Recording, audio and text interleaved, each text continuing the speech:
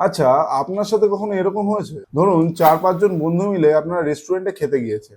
আর রেস্টুরেন্টে খাওয়ার পর যখন বিল দেওয়ার সময় এলো, তখন সবাই বলল, "ভাই তোর কাছে অনলাইন আছে, তুই অনলাইনে পেমেন্ট করে দে।" আর সেই টাকা সে রেস্টুরেন্ট থেকে বেরিয়ে যাওয়ার পর কিন্তু আর কোনোদিনই পাওয়া যায় না। এই সমস্যার সমাধান করতে ফোনপে একটা নতুন সেটিংস নিয়ে এসেছে। এটা কিভাবে কাজ করে কটা সিম্পল স্টেপের মাধ্যমে আমি বলছি। দেখুন, ফোনপে খুলে আপনাকে চলে যেতে হবে টু মোবাইল নাম্বার অপশনে। সেখানে গিয়ে স্প্লিট এক্সপেন্স বলে একটা অপশন দেখবেন। যদি না দেখায় তাহলে ফোনপে একবার আপডেট করে নেবেন। যাওয়ার পরে সেখানে একটা গ্রুপ বানাতে হবে।